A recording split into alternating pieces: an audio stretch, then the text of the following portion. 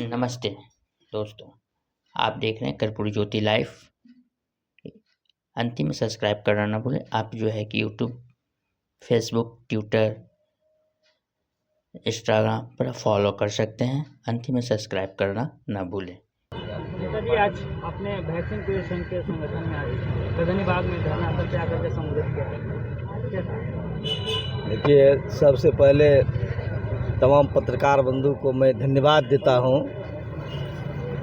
जो आपने vaccine courier के धरना की महत्ता को समझने का कोशिश किया है, इसलिए मैं आपको धन्यवाद देता हूं। सबसे पहले मैं आपको बतला देना चाहता हूं कि 17 जुलाई से लगातार आज तक वैक्सीन कुरियर के हमारे तमाम साथियों ने अनिश्चितकालीन धरना पर बैठे हुए हैं। आप देखे होंगे 10 जुलाई को भी भारी संख्या में ये लोग आंदोलन किए थे और उस आंदोलन में हमारे आशा कर्मी भी थी, उसमें भी इनकी संख्या बहुत अधिक था। काफ़ी संख्या में ये लोग अपनी मांगों को लेकर के आशा कर्मी के साथ भी आंदोलन कर रहे थे। मैं धन्यवाद देना चाहता हूं राज्य नेतृत्व के लोगों को, जिन्होंने अपनी जायज़ मांग को लेकर के आज तक अनवरत आंदोलन चला रहे हैं।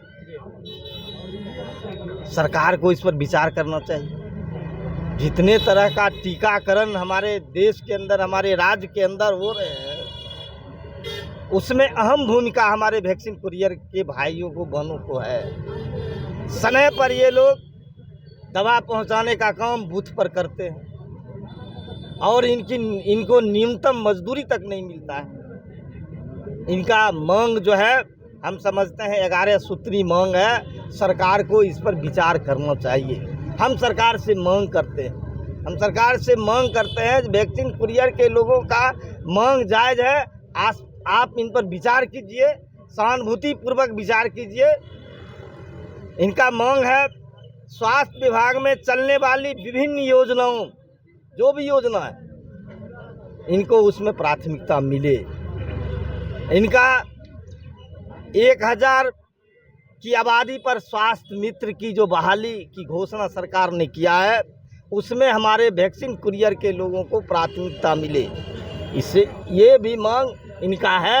हम सरकार से मांग करते हैं, हम भी मांग करते हैं। हम सरकार में हैं, उसके बावजूद भी हम सरकार से आग्रह करते हैं, अपील करते हैं कि हमारे वैक्सीन कुरियर के भाइयों को आप कम से कम प्राथमिकता के तौर पर आप जो स्वास्थ्य मित्र की नियुक्ति करने जा रहे हैं, बहाली करने जा रहे हैं, इनको प्राथमिकता दें। और इनका है वैक्सीन कुरियर को सरकारी सेवक घोषित सरकार करे। ये भी लड़ाई, ये भी इनके 11 सूत्री मांग में है। हम सरकार से डिमांड करते हैं, इन पर भी विचार करना चाहिए। और वैक्सीन के प्रत्येक बक्से पर सरकार मात्र 90 रुपये देती है, अभी मात्र 90 रुपये देती है, और ये बहुत कम राशि है। हम समझते हैं खेत में काम करने वाले जो हमारे मजदूर हैं, उनसे भी बहुत कम ये हम समझते हैं। सरकार इस पर नाइंसाफ़ी कर रही है। हम सरकार से मांग करते हैं कि प्रत्येक बक्सा पर कम से कम 500 रुपया सरकार दे, मिनिमम। क्योंकि आप महीना में 2 ही दिन मात्र काम देते हैं। आप 30 दिन तक काम दीजिए, आप 90 रुपया दीजिए। मुझको आप सप्ताह में 2 दिन काम देते, सप्ताह में 2 दिन काम देते हैं, और महीना में हो गया 8 दिन। तो 8 दिन में क्या होगा? हमारे मजदूर, हमारे वैक्सीन कुरियर के लोग तो दिन महीना भर बैठ करके अपना समय व्यतीत करते हैं। उससे इनका गुजर बसर चलने वाला है नहीं। ना बच्चे की पढ़ाई हो सकती है, ना बच्चे की दवा हो सकता है, कुछ नहीं हो सकता है। इसलिए हम सरकार से मांग करते हैं, इनको 500 रुपये प्रति बक्सा मिलनी चाहिए, और इनको कम से कम मानदेय 10,000 रुपया वैक्सीन कुरियर के लोगों को मिलनी चाहिए। यही हम सरकार से डिमांड करते हैं। आपको बहुत बहुत धन्यवाद। मैं सूर्यकांत पासवान, बेगूसराय बखरी विधायक, 147 वजा मेरा है क्षेत्र। शुरू से आए हैं, आएंगे, लगे हैं, लगे रहेंगे। निश्चित रूप से सफलता हम लोग को मिलेगी। विधायक जी लगे हुए हैं तो हम लोग को पूर्ण विश्वास है। क्या कहेंगे आपके जो मान सम्मान की लड़ाई में जो आज सूर्यकांत जी आए हुए हैं, क्या कहेंगे उनको, क्या कहेंगे? मैं यही कहना चाहूँगा कि हमारे घटक दल के एटक और सीटू के माध्यम से जो समझौता हुआ है और एक मंच बना हुआ है, तो हम लोग दोनों दल के शीर्ष नेताओं से मेरा यह अनुरोध होगा, आग्रह होगा कि हमारी जो हड़ताल में डिमांड किया गया है और हम लोग 38वें दिन से हड़ताल पर हैं, इनको समझौता जल्द से जल्द कराने का काम किया जाए। मैं विधायक महोदय से, माननीय विधायक महोदय जी से मैं आग्रह करूंगा कि हम लोगों को जो मांग दिया गया है, सरकार में सौंपा गया है, उनको समझौता कराते हुए और हमारी मांग को और हड़ताल को समाप्त कराया जाए।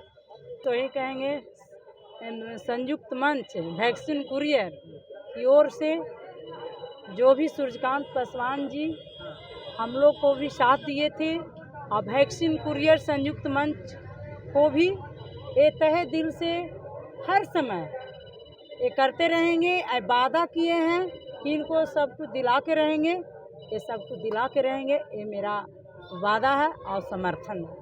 मैं इसके साथ अपना, मेरा नाम सुनीता सिन्हा, यहाँ राजाता संघ से धरना लगातार आप लोगों ने मांग रहा है, क्या सरकार अपनी बातों को संज्ञान नहीं दे रही है? हम लोगों को तेज में बोलिए। हम लोग 17 जुलाई से निरंतर हड़ताल पर हैं और 23 अगस्त को हम लोग गर्दनी बाग में धरना दिए थे और धरना के माध्यम से सरकार को सुनाने का काम किए, लेकिन सरकार सुनने पर मजबूर नहीं हुई। तब हम लोग मजबूर होकर हम लोग को अनिश्चितकालीन धरना पर उतरना पड़ा और धरना के माध्यम से हम सरकार को चाहते हैं कि सोई हुई सरकार को नींद तोड़वाएं। सरकार अब हर डीआईओ को, हर पदाधिकारी को, चिकित्सा पदाधिकारी को आदेश दे रही है कि बगैर कुरियर का काम होने वाला नहीं है। इसलिए हमारा जो राष्ट्रीय टीका का राष्ट्रीय औसतन 85% था, वो निरंतर गिर रहा है। इसलिए कुरियर को बात सुनने के लिए सरकार को मजबूर होना पड़ा है और सरकार निश्चित रूप से हम लोग को आवाज़ सुनेगी और मांग को मानेगी। परिचय दीजिए सर अपना। छत्रपाल प्रसाद एटक। आपको बता दें कि आशा कार्यकर्ता का एक भिन्न अंग है कुरियर, वैक्सीन कुरियर के लोग, तो इनकी बात क्यों नहीं सुनी गई? ये तो अब देखिए, वार्ता करने वाले उन पदाधिकारी और मंत्री की बात मन पर है, इनको दरकिनार किया और आशा के बात सिर्फ की है। वो लगता है कि परीक्षा लेना चाहते हैं कि वैक्सीन कुरियर वाले सरकार के कानून लड़ाई लड़ पाएंगे। आपकी आवाज़ कहीं न कहीं से जा ही रही है, जा रही है, एकदम जा रही है, लेकिन फिर भी सरकार अनसुनी कर रही है। देखिए, एक बहुत शर्मनाक बात है कि सरकार में जो दो ध्रुव अभी एक होकर के सरकार चला रहे हैं, नीतीश कुमार और तेजस्वी यादव जी, ये दोनों बिहार में गरीबों का मसीहा जाने जाते हैं, पिछड़ों दलितों का मसीहा जाने जाते हैं। और अभी जो वैक्सीन कुरियर के जो हमारे लोग हैं, करीब करीब दलित परिवार से ही ज़्यादा हैं, गरीब परिवार से हैं, इन्हें इनकी मजदूरी पर हकमारी कर रहे हैं लोग मसीहा बन करके भी। इनको इनकी उचित मजदूरी दिया जाना चाहिए था। ये 90 रुपये प्रतिदिन के हिसाब से दे रहे हैं। 720 रुपया महीना एक परिवार का पड़ता है और एक 720 रुपया में 5 लोगों को एक महीना का भोजन हो जाएगा क्या? ये आम आदमी जान सकता है। मैं आपको स्पष्ट करना चाहता हूं कि केंद्र सरकार और राज्य सरकार के द्वारा घोषित जो दैनिक मजदूरी एक मजदूर का है न्यूनतम, वो भी नहीं इनको मिल पा रहा है। तो ये तो बहुत शर्मनाक बात है ना कि ये गरीबों का मसीहा, दलितों का मसीहा कि जब राज है और दलित और गरीब मारे जा रहे हैं, उनकी हकमारी हो रही है।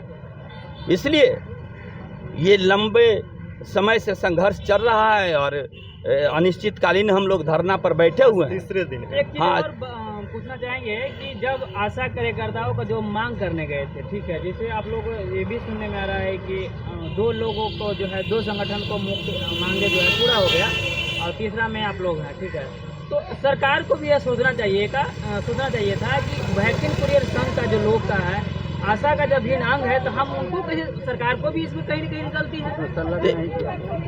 सरकार इसको लेकर के बात ही नहीं की, ये तो सरकार की गलती है, एकदम गलती है। संगठन है कि नहीं? सरकार में बैठे पदाधिकारी और मंत्री का गलती है, निश्चित तौर पर इसको भी सुनना चाहिए था, लेकिन उन्होंने नहीं सुना और तब हम आगे आंदोलनरत हैं। मतलब सरकार यह सोची कि चलिए इन लोग मान गए तो उन लोग भी मान जाएंगे, ऐसा सोच करके हमसे नहीं लगा। नहीं, देखिए अमूमन बात होती है कि ये सरकार जो है वो सिर्फ नाम पे कि हम गरीबों के मसीहा हैं, गरीबों के लिए हम सरकार चला रहे हैं, ये गरीबों का पूरा दोहन कर रही है और चाहती है कि हमको कम से कम खर्च में सरकार चले।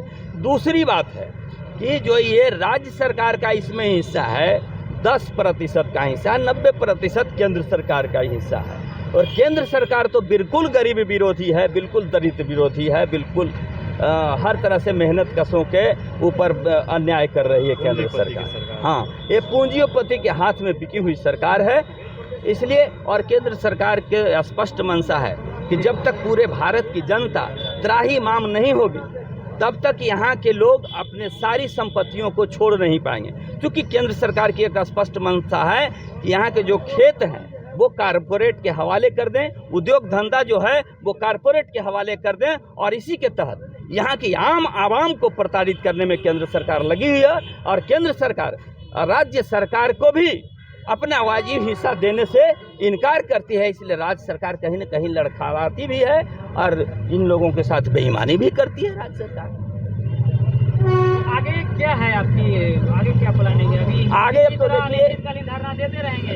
धरना तो दे रहे हैं, फिर अगर आज कल में अगर नहीं बात हुई तो हम लोग दूसरा रणनीति बैठ करके तैयार करेंगे, क्योंकि मोर्चे के बीच की लड़ाई हो रही है। सरकार को झुकाने का आप लोग काम कर रहे हैं, आपकी जो मांग है वो पूरा होना चाहिए। नहीं, सरकार को झुकाने का काम नहीं, हम अपनी मांग मनवाने का काम कर रहे हैं। हम सरकार को झुकाएंगे क्यों? हम तो सरकार को समर्थन देकर चला रहे हैं।